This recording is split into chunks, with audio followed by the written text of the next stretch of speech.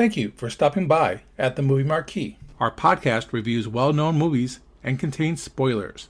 The podcast may contain mature subject matter and mature language. Listener discretion is advised. Enjoy the show. Quiet on set. Places, everybody. And action.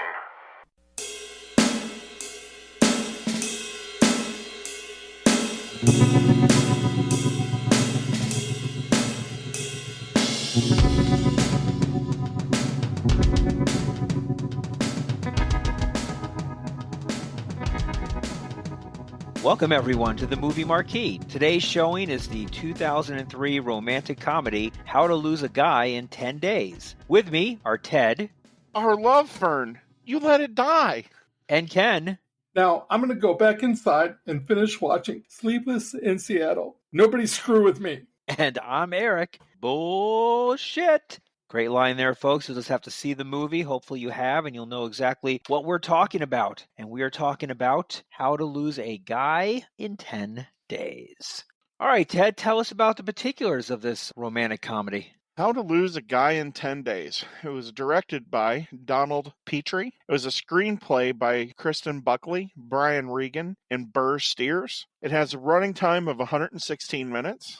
It was released February 7th, 2003, so just in time for Valentine's Day. How about that? It had a budget of $50 million and a box office gross of $177.5 million. Now, you're probably thinking that the $50 million is pretty high for the budget, but when you hear how much that they paid for the leasing of the diamonds for the final scene, they spent like $10 million to secure the loans of those diamonds. All of the jewelry in that final sequence, all of those diamonds are real. All real, no cubic zirconium fake for them, huh?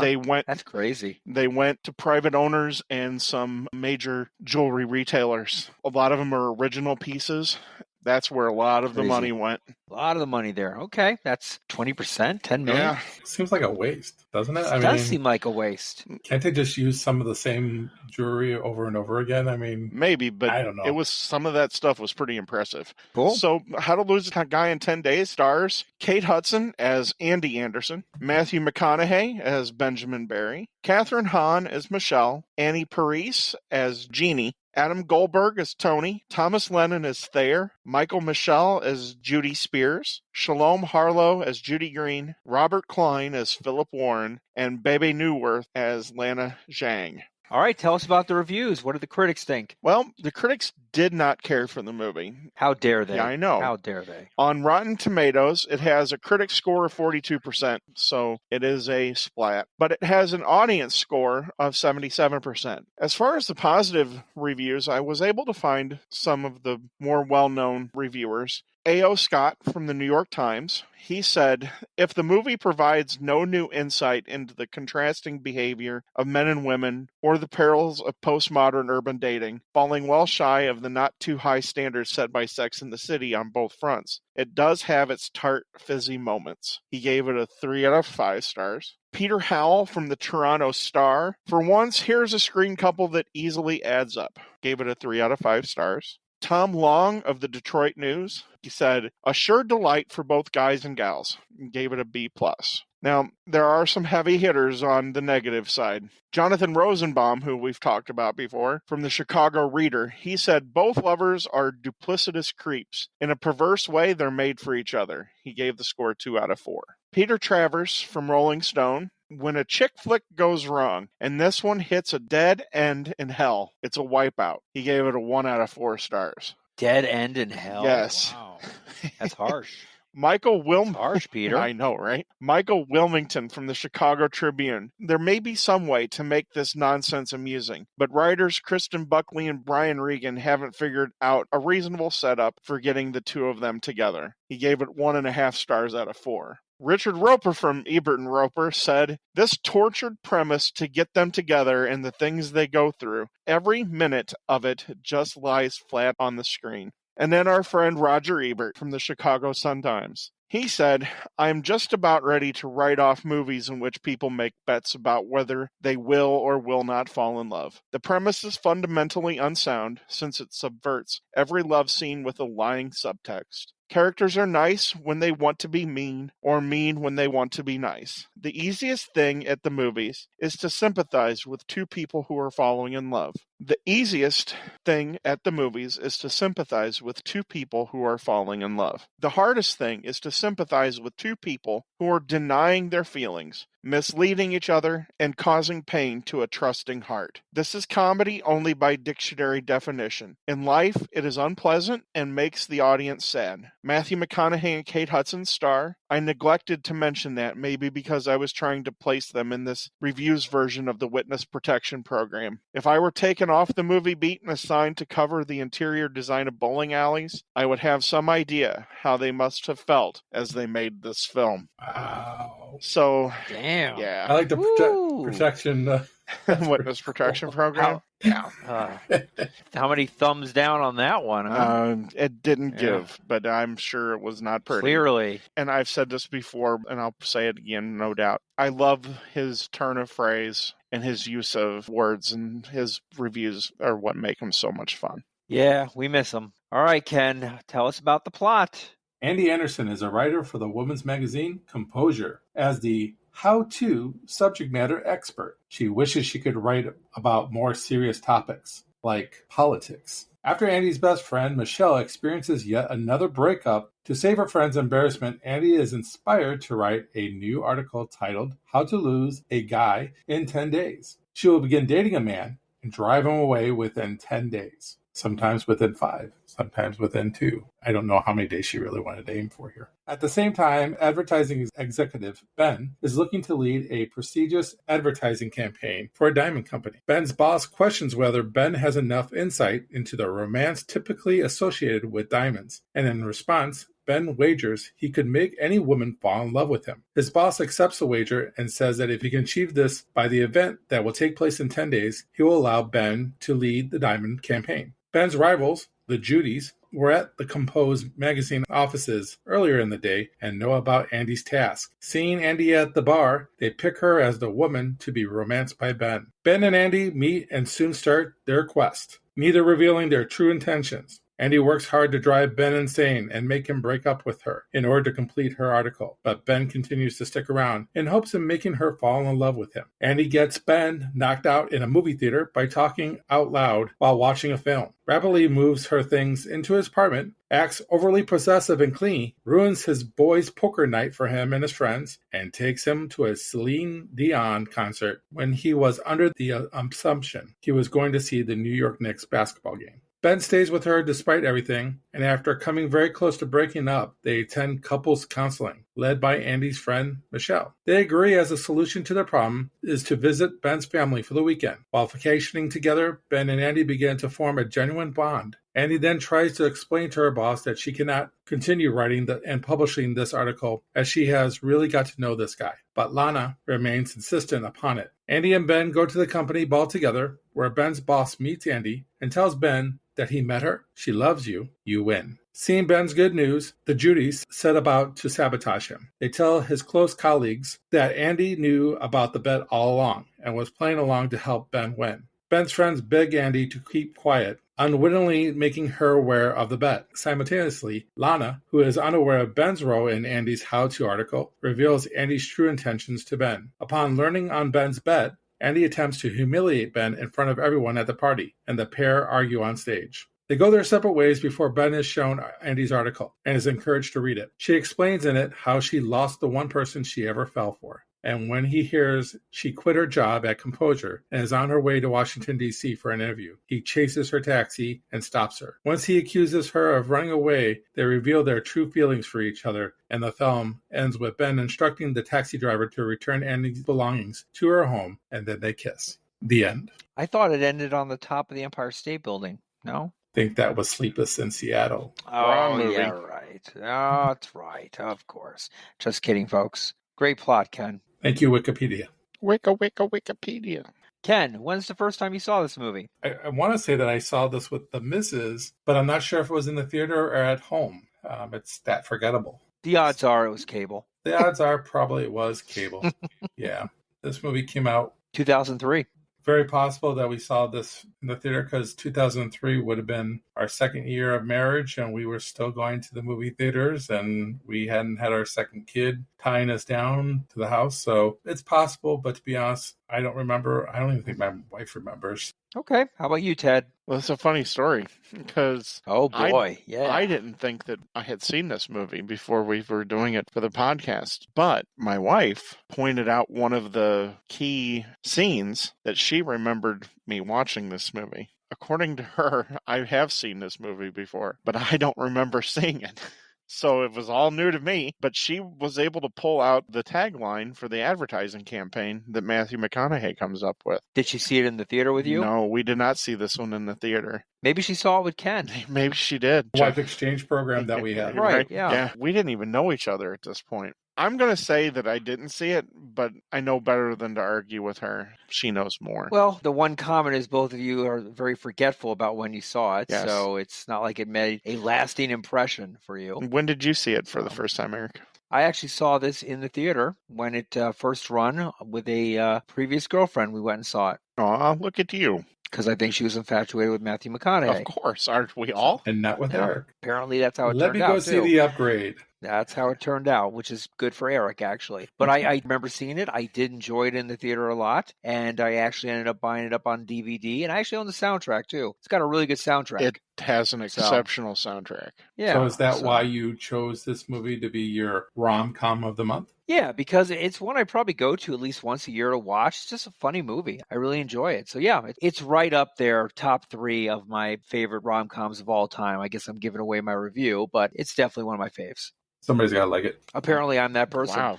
Ken's a fuddy-duddy. That might be my word for the podcast. Come Ken's on, a fuddy-duddy. it's Kate Hudson at her finest. Yeah, Let's she's- be No, honest. Kate pretty- Hudson is at her finest before this movie called Almost Famous. I like her better in this. Oh, blasphemy. That It's is not blasphemy. kind of blasphemy. Blasphemy. It's not blasphemy. Me and Ted actually recently saw her on Jimmy Fallon's new game show, and she looks really good. And it's a fun show, by the way. What do you know what the name of that show is, Ted? That's my jam. Oh, the one where they sing in boxes? Yeah, It's they're a like really these- fun show. I hope they keep the show on. She's definitely Goldie Hawn's daughter, clearly.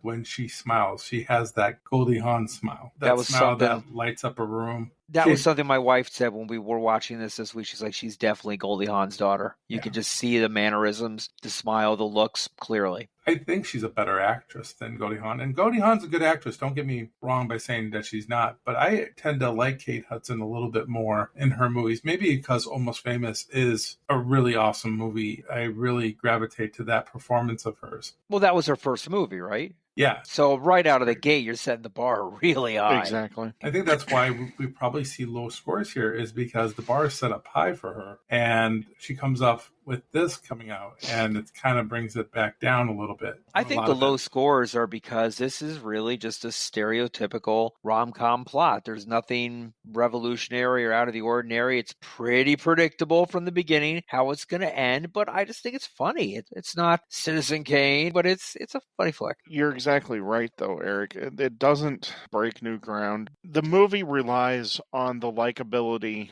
of Kate Hudson and Matthew McConaughey about how much you do like their characters and you like them as actors. Because basically, if you don't like either one of them, you're probably not going to go see the movie. If you hate McConaughey, you're not going to like this movie at all. You're not ever going to go see this. It does what it's supposed to do. It hits its marks. Some things are really funny, and there's other things you kind of shake your head at. But as an overall movie, it's fun. I don't know how you couldn't have fun watching the movie. It does try to disguise itself as an original idea, and which kind of bothers me a little bit that it tries to fake us out by doing how to lose a guy in 10 days. This has been done before, and the same situation where the bet happens, and then by the time it's almost over, they fall in love and they want to change their mind. They don't want to be any part of this bet, and then there's this pride thing. My problem with this is probably a little bit what Roger Ebert was kind of saying, and Ted was talking about likable actors. They're likable actors in kind of unlikable situations.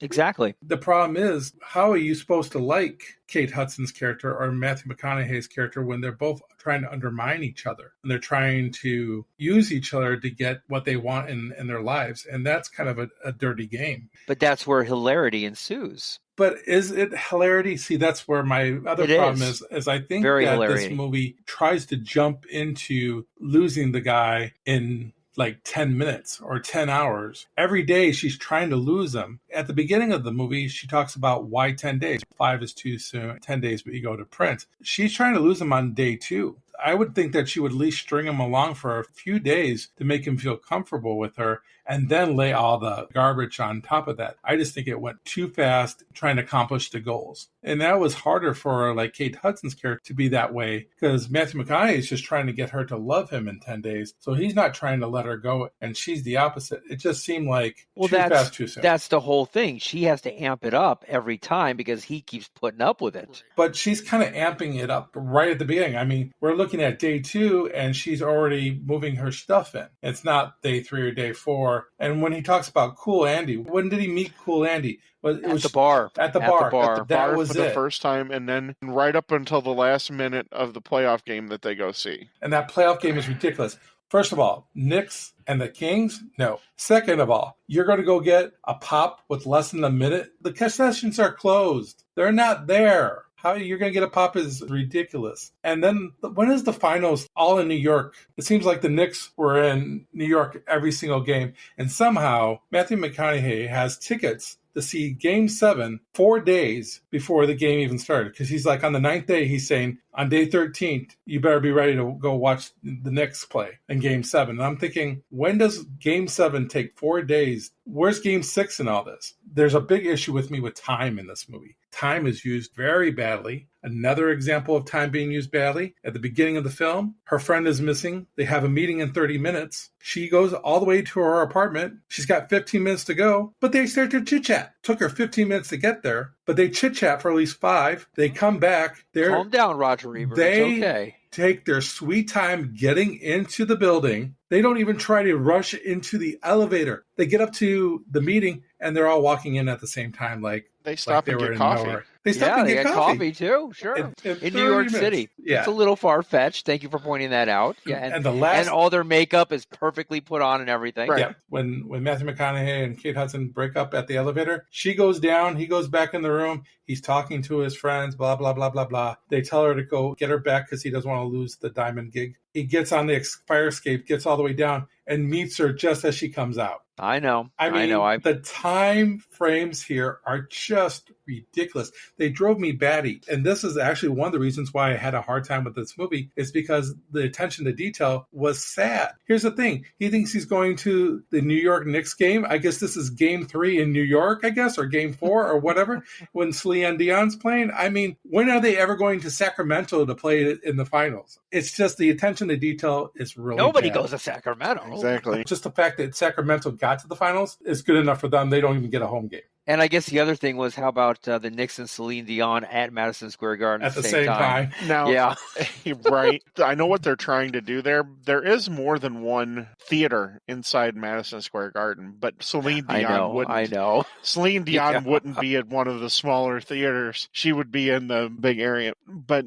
Ken, you had brought up the things that I didn't care for, which is when she goes to get her friend out of the apartment, that whole time frame. It breaks the believability conundrum. As far as the Kings and the Knicks, I think that was just basically because they were playing on the night that they were able to shoot, because they do show a real game. But then there's also parts that are on stage too, that you can kind of tell, like when they show them in the stands, it's not them in the stands. That's a set. So it's kind of interesting how they designed that. But that was probably the only time that the second team director would be able to go and get those shots from the basketball game. But yeah. This must be also the coldest day in June, by the way. At no time do I see people in T-shirts or shorts or anything like that. Everybody's got like layers and layers of coats and jackets on. And I'm thinking the NBA finals are still in June, right? Yeah, one of the other things that I had noticed was back in the day, I read Richard Roper's reviews religiously, and I still do to some extent. And he had brought up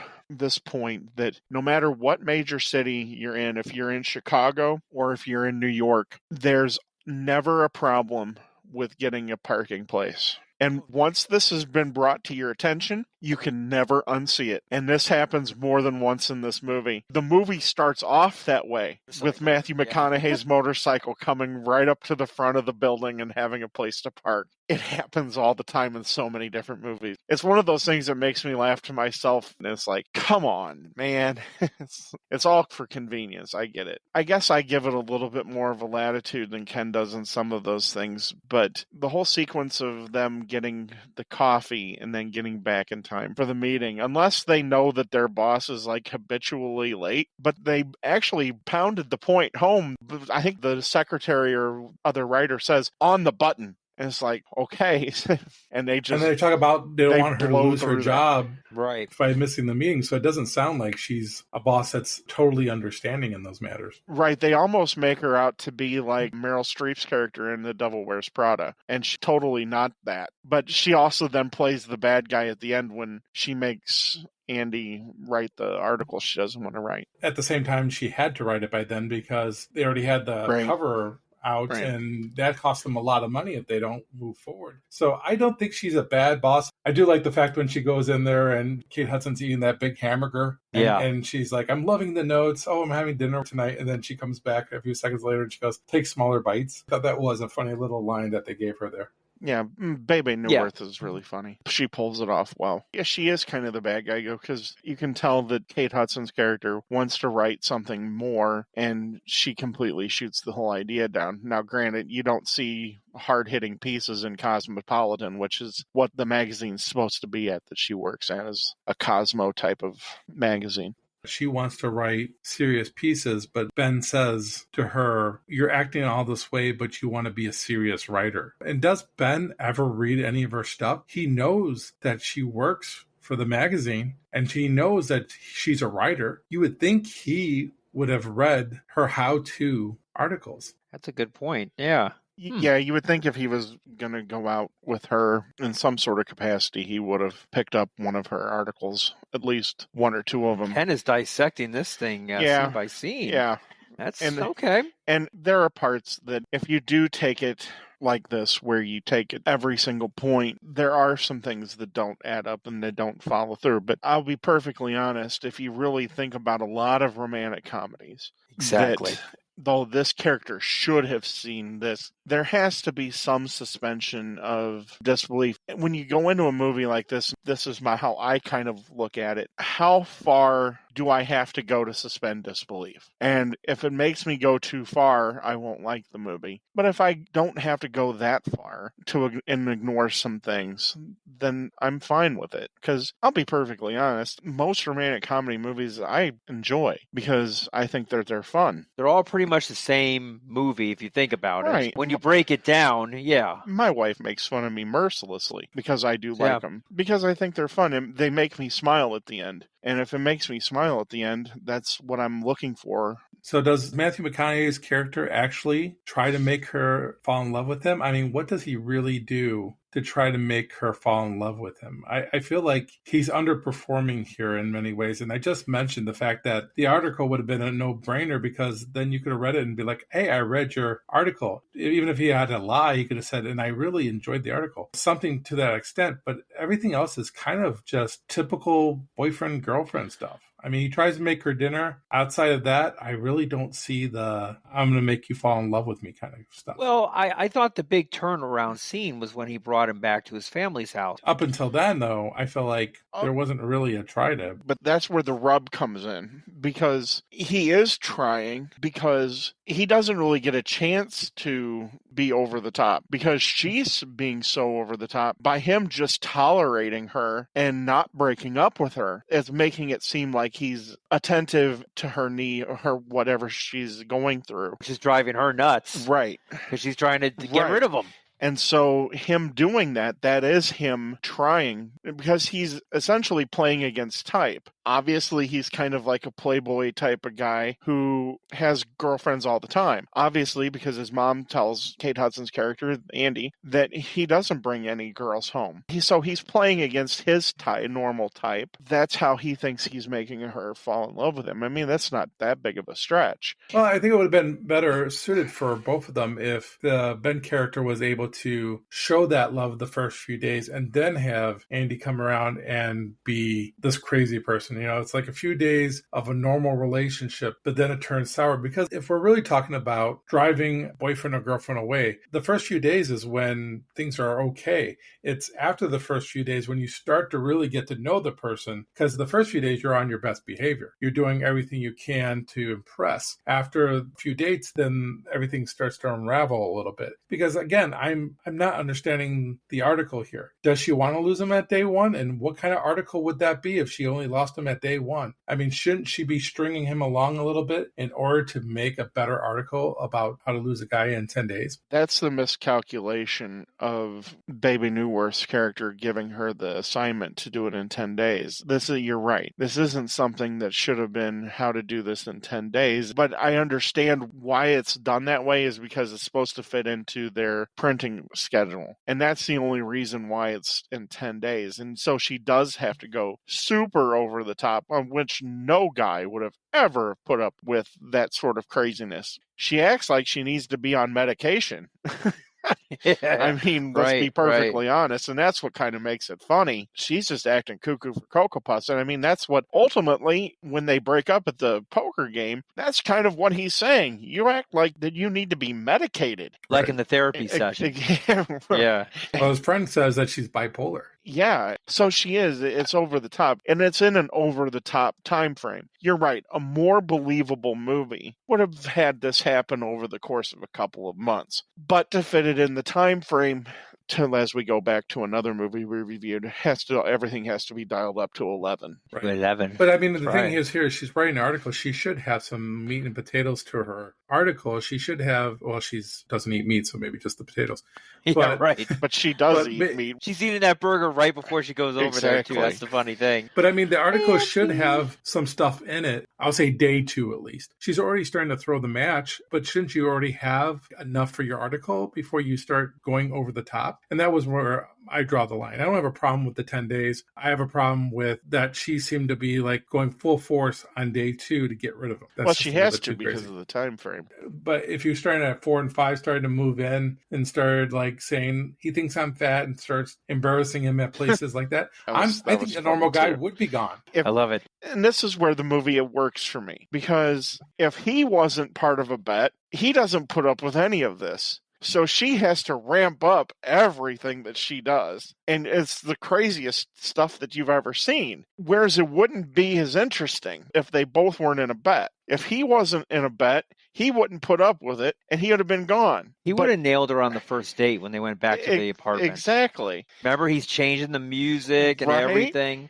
Right. It's a marathon. That's right. And if she wasn't in this bet, we don't really know what he would have done, but he would have been disingenuous. But by them both being disingenuous, they both end up coming back together. And I like that. One of the things about this, and I know you have to have the antagonist character that ends up revealing the duplicitousness of the characters, but I don't like the two ladies that Benjamin was fighting with, or vying for the contract with. I thought that what they did was very mean. If they don't do that, of course, then everything doesn't happen at that ball or that gala or whatever that they're at. And I think Andy still gets an article, but it's not necessarily the article. I don't know. It ends up being the article she wrote. It'll probably be the same article she wrote. She wouldn't have lost him. It would have been an article about how they found each other. And I think that works too. I didn't care for that. I thought they were just mean and mean-spirited too. It wasn't like that they were just wanting to win. They just wanted to ruin the whole thing for them. I think it's because they thought that this job should have been theirs. They were going to a meeting where they were just going to close the deal up, that they were going to be the lead here, and then Ben shows up and changes the game plan. I mean, they're the ones that really set it up for him to see her. So in a way, they're the reason why he ends up with her to begin with. Mhm. So granted, they are hard to swallow as far as their personalities, but this is also the corporate world. And it's almost no different than what Ben and Andy are doing to each other, except they're finishing it off. What if they don't say anything? Does Ben go through with the bet? Because we don't see Ben wavering on the bet. We see Andy going to her boss and saying, you know what? I know this guy. I'm having second thoughts. We never see Ben having second thoughts except for the time where she's just driving him nuts and he just can't take it anymore. That's where I have a little bit of problem with the Ben character, because it is very possible that Ben goes through with the bet and maybe gets the girl too.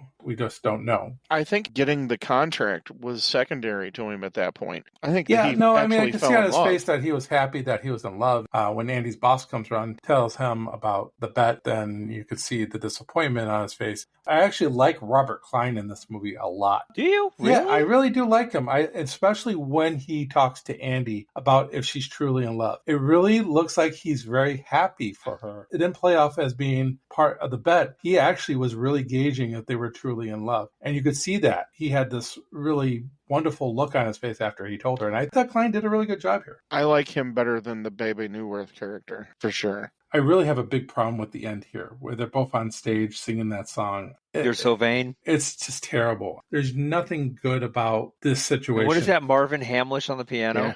Yes. Yeah. That's not one of my songs. Come Yeah. work with me. I feel like they just go a little too overboard on every little thing, especially with Andy's character.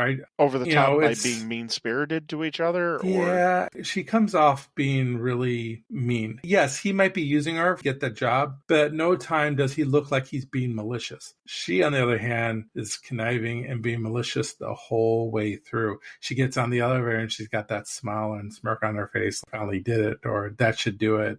And then not only does she try to make him look bad, but she does it to his friends too. I think she called his friends ordinary or something like that for when she first met them. And then at the poker game, I don't know. I think it's just a little too much. And then trying to wrap it all up and fall in love in a day where none of the days in between did you show really any spark between the two. The only spark I ever saw with Andy's character is when she was eating her hamburger talking about how Ben got knocked out and how he was the cutest guy that was passed out on the floor. That was the only time up until when they went to see his parents that I even had any indication that she even liked him remotely. She didn't. Day. She fell in love with him when she went to see his parents. That's when he lets his guard down, too, because he's not trying there. She takes stock of what she's been doing, and now, granted, we know that it was false pretense, but he's been putting up with everything and everything that she's been throwing at him. But then she sees this other side of him. She doesn't see this Madison Avenue big shot who's an ad agent. She sees an ordinary guy who's ordinary with his family. That's where she falls in love with him. That's when she starts to have second thoughts about the whole bet part. Mm-hmm. I think that's pretty obvious. I would just have liked to have them thrown a little bit of self-doubt up into that time. Just little hints here and there that she could see herself falling in love with this guy and not all wrap it up in one day. And don't get me wrong, I really liked how they did that with the parents and the game and the motorcycle. I did like that. But there should have been a ramp up to that. There should have been self-doubt before that day. And that day should have been icing on the cake to push her over into falling in love with him. Frosting? Yeah, frosting instead. Mm-hmm. So go frost yourself, Eric. That's right. So that's my problem, is just wrapping it up in a tight little bow. I've had problems with other movies that have done that. We know what's going to happen. She's going to write the article. Then he finds out that she truly loved him and that he truly loves her, and he's going to run and find her and bring her back. That is so cliche. Yes, all rom-coms Of course it's are cliche. cliche. Thinking he was going to make it to the airport. I kind of like the idea that he has to go through to each taxi cab. I mean, because the airport is the most cliche, let's be honest. That's At least he had a motorcycle to do it in. right. It would have been nice to find out what happened with Andy in her career. Because she had quit that job, did she actually become that writer that she always wanted to be? That's in the sequel, Ken. Yeah, I 30 don't years know how to later. lose a guy in 20 days. 20 days. How How to to get- lose a wife in 10 20 days. yeah. With all of these movies, though, Ken, you always figure that it's a happy ending. Essentially, I know it's hokey and everything. That's bullshit. But it's That's bullshit, Ted. That it's bullshit. That it's happily ever after. Ultimately, rom-coms are kind of a fairy tale type of a thing, except they don't necessarily have the underlying no themes. elves. Yeah, there's no underlying theme that they're trying to get through in a rom-com that there are in fairy tales. But essentially, it's happily ever after. You do figure that he gets this massive contract, so if they do get married, she can do what she wants. And she can be a freelance writer or do whatever her heart desires. Or maybe he would have just let her go and get the job, and he would move with her and leave his job. I mean, that's another opportunity as well. Be different. That's the problem that I have with this movie. We did When Harry Met Sally last year, and that was original. They did a lot of original things with that screenplay that made this work. This does not do anything, and I want to underline that like 3 times, anything original. Rob Reiner directing it, of course. Well, let's be honest, No. too. There's no Nora Ephron here. Yeah. And as much as I love Rob Reiner, and he's definitely a huge part of When Harry Met Sally, Nora Ephron was a genius as far as a writer. Yeah, there's not a whole lot of new ground being broke here. And that was one of the things that I said. If we're going to be perfectly honest, when I went into this movie, I didn't think that there was going to be a whole lot of new ground being broke. It's very rare for this genre for somebody to come along and have a unique idea, because ultimately it all ends up with fall in love, conflict, breakup, run back into my arms. Exactly. Then there's going to be the makeup. It's wash, rinse, and repeat. It's the little details that set things apart. When we get to my movie that we're doing 2 movies later, it's a unique idea that hadn't been done before. But it's still the same formula. It's just how you get there. And yes, this doesn't break any new ground, like I said, but it does have some parts that are really funny. Like, what is your guy's favorite thing that she does to try to push him over the edge? Because you have to have one. There had to have been one that made you laugh. At least laugh out loud. There's more than one that have made me laugh. For me, it's the purchase of the dog, Crawl. The dog, and yes. That's pretty funny. Which he ultimately ends up keeping. Loving, if you keeping. Yeah, right. The dog is hysterical. I don't think there's anything that made me really laugh, but if there's one thing that really would have made me smirk a little bit was probably the naming of his penis. His member? His member. Princess. Roll the Princess Warrior. Yeah, Princess Sophia. Oh, she names it Princess Sophia. Yeah. Princess Sophia. And it's like, Crawl. Right. So maybe that, I mean, to be honest with you, I didn't find really any of that funny. It was more, in my opinion, just cruel. Maybe the cucumber sandwiches that she was shoving in other people's mouths. Maybe that one I could probably smirk at a little bit. But when she... How about when she's in the apartment and his mom calls and he calls to speak to her and he's like, "You're speaking with my mom?" It was that pause. Right. He gave it to her like it was a normal thing. And then he like, stopped for what? a second. He's like, "Wait, what?" Because they had only been dating for like 2 days at the time. And he's right, exactly. Then she puts the album together. Oh, that album was terrible. Yeah. Oh, it was so bad. Kids are really interesting looking. The one that makes me laugh the most is this whole scene when she comes to the poker game. One of the funniest things that I found out about that was doing the research. None of the other actors, including Matthew McConaughey, knew what she was going to do. So really? all of their reactions are real pure reactions. Like when she throws all of the stuff at him, none of them knew that was going to happen. It looks like the most genuine, hearty laugh of the whole movie, in my opinion. That's when the love fern dies, right? She killed the kid. Yeah, sleeping. She goes, Yes. "Oh no!" You see the look on his face. His face just falls. It makes me laugh. I had a lot of fun with that, and ultimately, that's what we're looking for, I think, here. I like the fake therapist, Catherine Where it's Hahn. her fun. You owe me $300. You owe me $300, Yeah. and then you're going back for first time gay, and now right. sleeping with everyone. Yeah, but I don't know if it was in the script or not. You'd have to see if you could find the script. But it's the little things that McConaughey does. He's running out. He looks at her and he goes, "You owe me $300, but stops again. And he looks back and he goes, "That was good." It's just that little acknowledgement that he does that makes that. One of my favorite lines in the movie, it's pretty minuscule, but for whatever reason, I just love it. It's an outdated line now, being in 2022. They're at the, what is it, Indian restaurant or the vegan restaurant? Do I look like somebody who knows? Yes, that's right. Yeah, and he talks. He's like, "Do you know the score of the Knicks game?" He's like, "Do I look like someone who would know the score of the Knicks game?" He's like, "No, you don't." Okay, that scene where she goes and tells everybody that my boyfriend thinks I'm fat. Right. Okay, so if there's a favorite probably scene of hers, that where she kind of like, I can't eat. I can't eat in front of you. And then she goes in back and she eats and watches the next game. Right. Yeah. And then later says, I can't believe he missed that shot. Yeah. So maybe that. Here's another thing about this. So if you want to really lose anybody, a guy or a girl, in a short period of time, you tell them that you love them right away. You tell them you love them in day one, day two. That's what her friend did. She didn't ever say that at any particular time did she ever say that she loved her.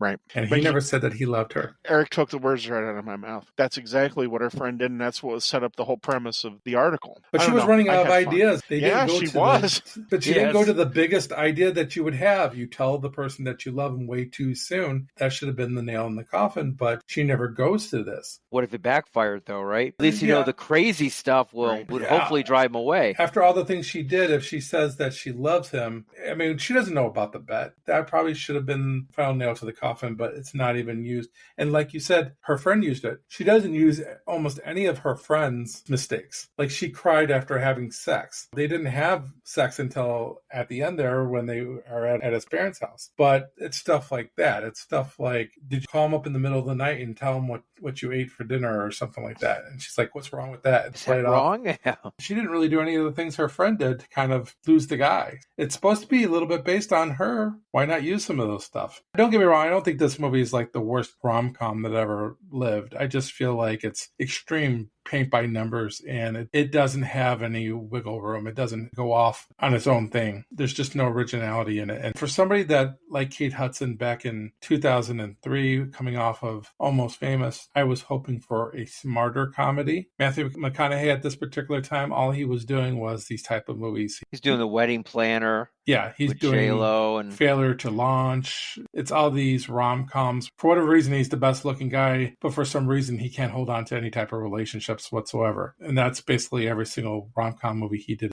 One of the worst of those series that he did is Ghosts of Girlfriends Past. Oh, yeah. That was horrible. That's a rough go. Yes. If I was going to do that movie as a podcast, that would be finally my first F, because that movie is just atrocious. Well, they took an interesting premise and they pooped all over it. Don't give me an interesting premise and then not deliver. Whereas I'm going into this movie and I thought it delivered. It made me laugh. I was entertained for 2 hours. You don't overthink it. Exactly. You just kind of... But yeah, Ghost of Girlfriends Past, that's a whole nother ball of wax. I'm not saying I don't like this movie. I'm just saying it's not original. And the other problem that why I like, let's say, When Harry Met Sally, we talked about this. They had supporting cast in Bruno Kirby and Carrie Fisher that elevated the scenes when they were in. We have some good actors here that are not being used to their full capabilities. I love Thomas Lennon and everything he does. He is like going at 200 miles per hour and it's just fun. Here, it's like they put a straitjacket on him and won't let him do what he literally can do. A straight jacket. He usually plays a gay character. Or, you know, somebody kind of like in between. And then you have Adam Goldberg. I like Adam Goldberg, too. No relation to the Goldbergs. No, not to Adam Goldberg. No, not the... No relation. I double-checked that one. I'm like, hey, is this the same one? Nope, no relation. Adam Goldberg no is relation. The guy who works with Will Ferrell so much. A brilliant comic writer. Yes, he's really good. And Ken, you were moving into the point that I wanted to really go, and this is where the movie falls short for me.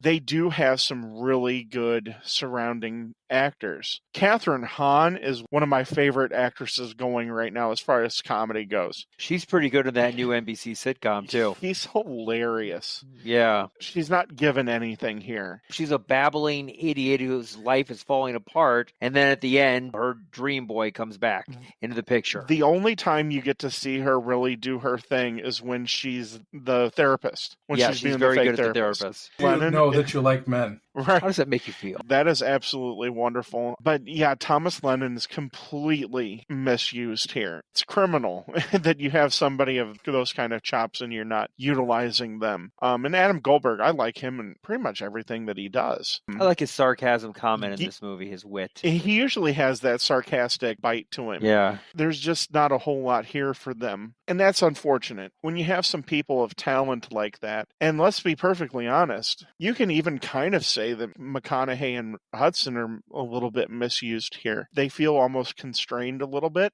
I think when you have actors of this caliber, you should give them some little bit of latitude to work things to make things better if things don't quite work, especially when you have comic talent. That's one of the biggest disappointments. It doesn't hinder the movie, but it's a disappointment because they could have been utilized in a much better way.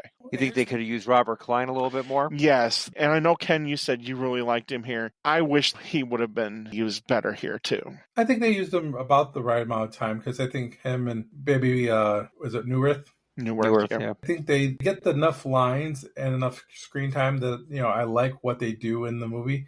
I just think with the other guys, they just don't give them enough material. And for a movie that's almost 2 hours long, they should have material for them. There's no reason this movie should be almost 2 hours long. This is a 90-minute movie that went on about a half an hour too long, and I would have been able to accept it if you brought more interesting characters into the mix. I would be okay with it being 2 hours if they would have utilized the secondary characters a little bit better. It is a little bit lengthy at 2 hours or 116 minutes, so 2 hours. There's definitely some fat that could have been cut. Some scenes ran a little bit too long. Like Thomas Lennon's character, I didn't know he was married until he mentioned therapy with his wife. Right. That's the first time I hear that he's married. I think that both of these guys are single and are looking up to him as this kind of, yes, I got the same impression too. But that's not the case. And that's where more development of your secondary characters would have been nice. It would have provided that depth. And I think when we talk about attention to detail, I think ultimately where it falls a little bit short is the depth. There's no depth to the story outside of our two main characters. It just kind of sits there. The other characters don't actually get into the game, so to speak. That's kind of disappointing.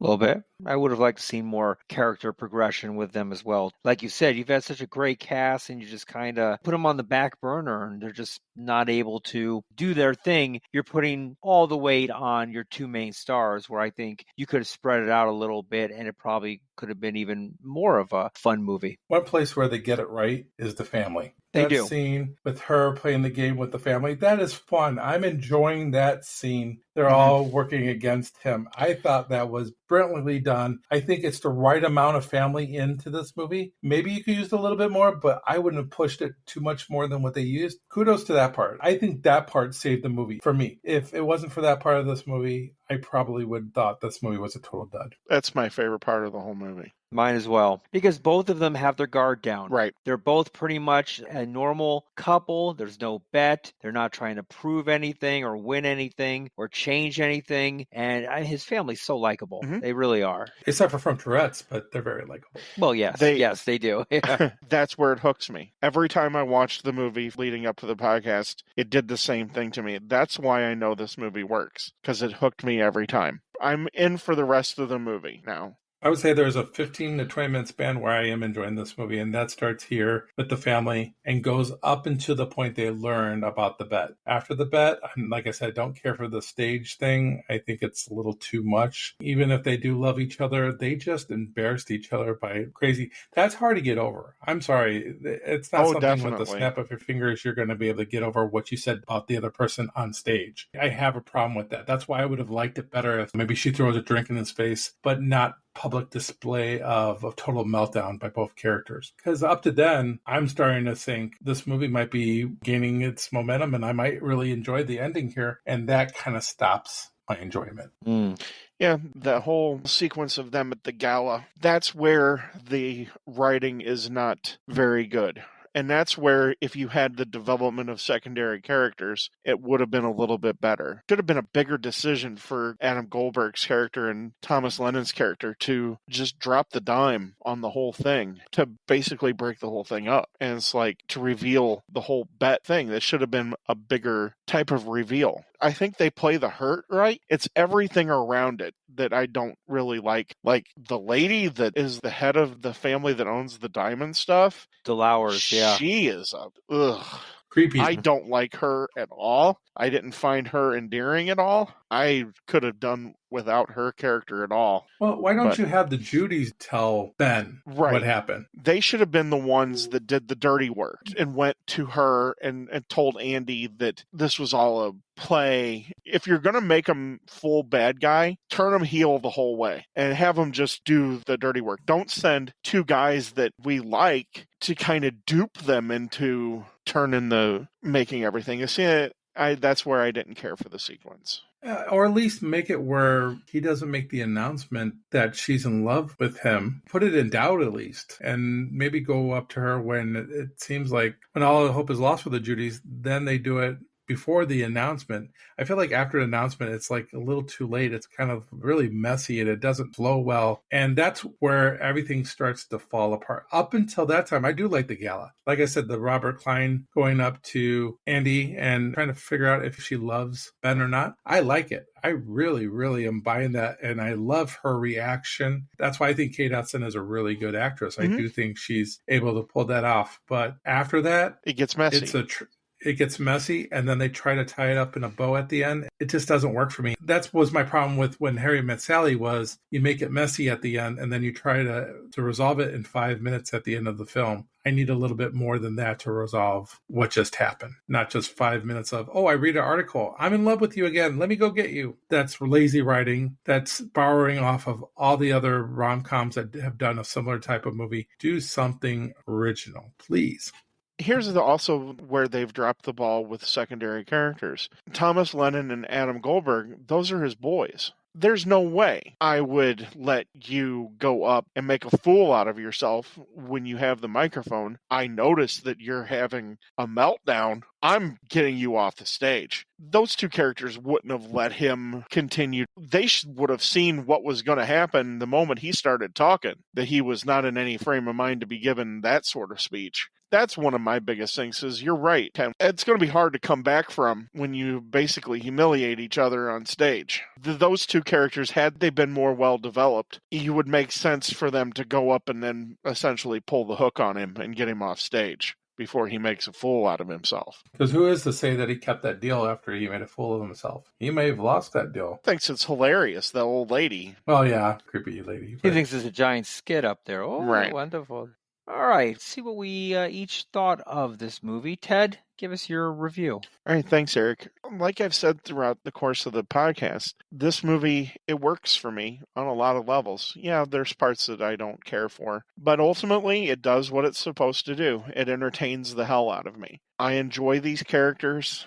I like the story to a certain point. It makes me laugh, and it makes me laugh every time that I watched it, regardless of how silly and crazy that she becomes in trying to get him to break up with her. It makes me laugh. It doesn't hurt that I really like Kate Hudson, and I really like Matthew McConaughey. They make the movie likable. It's a little bit long, a little bit longer than what I would have wanted, but I'm not going to complain. This movie follows a familiar pattern that's kind of like a warm blanket for me. I'm surprisingly going to give this movie a B- because there are a couple of things that I don't like. And we didn't really even mention a whole lot the soundtrack. The soundtrack to this movie is stellar. That plays a huge part in this too. That is a good point. It is an incredible soundtrack with Keith Urban, Carly Simon, and then some random artists you don't know. Yeah, and the only other romantic comedy soundtrack that really comes to mind and compared to this would be Notting Hill. The Notting Hill soundtrack is really good as well. And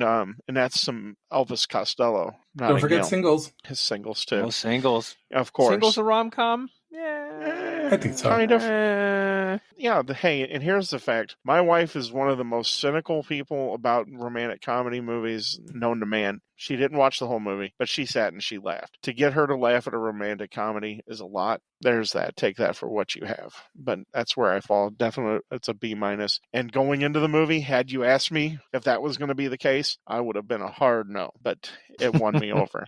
How many times did you watch it? 4. 4 times. Yeah. Wow. I enjoyed every single one. Okay. B- for Ted. Ken, what's your review? So this movie was a little hard for me to figure out what I wanted to give it. I will say that I liked it more the second time I watched it over the first time I watched it. First time I watched it with my son, and maybe this is why my son kept on complaining about the movie and was groaning throughout the whole thing. In fact, when I was watching it again, he's like, "This movie again?" He was complaining. I just like, yeah, this movie. I had to do it for a podcast. I'm sorry. But there are things that are likable in this. I like the actors. I do. I agree with Ted with an earlier statement that he made. They didn't give more for them to succeed. Like, they didn't work on their strengths enough. Because I think Kate Hudson is an extremely gifted actress. She could have handled even more. And Matthew McConaughey, at this particular time, we all thought he was just a pretty boy actor who was just skating by his looks. We didn't think he was going to have the career that he ended up having. We also now know that he's able to also bring his A game at any particular time. I feel like the writing is sloppy. I think it borrows way too much from other movies. It doesn't try to stand on its own and be unique. I understand what you guys are saying. Well, it doesn't really have to. Well, in a way it does, because you're pretending that this movie is a new idea by throwing us how to lose a guy in 10 days. Talking about how this is the reverse way of not how to. They are trying to push this on you to let you think that this has some type of originality to it, and we don't fall for it. I'm going to go with a C on this movie. Originally, I was coming to come in with a C minus, but after, like I said, after watching it another time, it's a C. And I get the C because I do like it, but at the same time, I'm frustrated with it. And it's equally on both ends. I'm equally frustrated and equally like it. Depending on what kind of day I'm having might determine if I like to watch this movie or not. And because of that, I have to give it a middle ground C. I won't go out of my way to see it. If it's on TV and I'm flipping channels and there's nothing else on, I'll watch it for 15, 20 minutes and then check to see if there's something else on. It's a passable rom-com, but definitely nowhere near top 20, top 30 status of rom-coms. Her dress at the end should be enough to put it into the top 20 or 30. I will say this. She looks amazing in that yellow dress. That yellow dress, whoever did wardrobe, that was perfectly done. She just pulls it off. Whatever she's wearing, she's very beautiful in this movie. I find that when I see her in later movies, I'm not lured into her like I am in this movie or, let's say, Almost Famous. Congrats to wardrobe on that dress, Ted. I'm happy you brought that up. Because it's almost Audrey Hepburn-esque. I kind of agree with you on that. And he's stunning in his tuxedo, too. I mean, let's don't be perfectly honest. I mean, he's very Bond-esque in his tuxedo and suave. Does anybody look bad in this movie, now that I think about it? Exactly. The DeLauer lady, she's the only one I think she's supposed to be. But I think that's purposely done. But I think outside that... No, he's pretty amazing, too. But yeah, that last dress that she has, that's an Audrey Hepburn moment where it's like, whoa, doggy. It's a shame it is an Audrey Hepburn type of movie. Very true. But it's a literal showstopper. And when she comes out and she does that little twirl, it's kind of perfect. She's loving being dressed up and going to a party. And that's what it feels like. It's almost kind of like Cinderella going to the ball. Kind of, even though for this she doesn't go into maid's outfit or cleaning lady's outfit and start scrubbing floors like in Cinderella. She goes back to still being her. It just feels like Cinderella's going to the ball. And now that we brought it up, that's what I'm picturing now. So Eric, what is your grade for the movie? Well, since I picked this movie, pretty good idea to end with me. This movie is probably a top 5 rom-com for me. I've loved this movie since I first saw it in the theater. Ken, you've made some good points on this movie. You definitely got me thinking about some things, but it doesn't change my greater love of the movie. I will suspend my reality and belief on certain things, but this is just a fun rom-com. It's not setting any records. It's not changing anything. It's not the best written movie of all time. Hudson and McConaughey, the chemistry between them is really good. When they're fighting, when they're just trying to outwit each other, it's a fun movie, and I enjoy watching this movie every time. The drawback I would agree with you both. The ending does not work, but everything up until that ending really works for me. It's got your highs, it's got your lows. I wish it was a little bit more with the supporting cast they used, but it still doesn't change the fact that I really do enjoy this movie, and I'll probably watch it another time this year. I mean, it's just one of those movies that sometimes I'm like, you know what, I could just use a nice little rom-com. I'm like Ted. I like rom-coms. A nice romantic comedy that makes you laugh. You don't have to think about it. If you like the cast, if you kind of like the plot a little bit, you know where it's going to end. You know how it's going to go, but you don't care. You just like the ride. It makes you feel good. You can laugh. You don't have to overthink it. You don't have to watch it 4 times to try and figure out the plot like some movies. It's eye candy. It's literally just eye candy. So this one, for me, is a solid B. It's one of my favorite rom-coms. I'll watch it over and over again. And Ted, I'm impressed you watched it 4 times. That's really impressive. Every time I watch it, I know what's going to happen, but I just love it. It put me in the right headspace. It does. It's a fun movie. It's really just a fun movie. That's all you have to say about it. So agreed. Thank you for picking this. Might not have been one that I would have checked out on my own, even though my wife thinks that I've seen it before. I don't know. Can't say the same thing, Eric. I still don't know. It's okay. They can't all be gems in your eyes, but if we each watched a movie that we all liked or all hated, that takes the fun out of it. And I like to have somebody that likes romantic comedies like I do, and I don't get made fun of because I like romantic comedies. My wife makes fun of me. Does she? So does mine. She makes fun of me, rolls her eyes at me. Oh. In fact, I love the next romantic comedy that we're going to view on our next episode. Good segue, Ken. And what is that next romantic comedy? That will be Fever Pitch with Drew Barrymore and Jimmy Fallon. It's on deck, right? On deck. Well played. Whoa. Yes, well played. Right. Look at me. Fever Pitch, the story of the Boston Red Sox. Hey, Justin, that's for you. 2004 Red Sox. There you go. Shout out. Well, I hope everyone enjoyed the time we've had to review this movie. We've all enjoyed watching it. Most of us have. Ted, where can they find us on the World Wide Web? Well, we can be found on Twitter at movie_marquee with 2 E's. And, of course, whatever platform you're listening to us on, whether it be Apple, Spotify, or Anchor, leave ratings and reviews because that helps us get noticed. And the more we get noticed, maybe we can quit our day jobs. We could not necessarily quit our day jobs, but maybe we can finally get Ken some bread and water because it makes at least me sound better than I really am. Feed me some more. So just leave us a rating and review, and that'll help us get noticed a little bit more. As far as getting noticed more, I was blessed with the opportunity to go on one of our listeners, Justin Cooper, his podcast, The Fantastic Podcast. And for an episode, we discussed the history of Metallica because we're both huge Metallica fans. So that was a lot of fun, and I thank him for that profusely. It was a lot of fun to do that. Justin, stop poaching my guys. Find your own guys. Has that episode dropped? Can we listen to that, Ted? Yes, it's available on Spotify and on Apple as well. The Fantastic Podcast.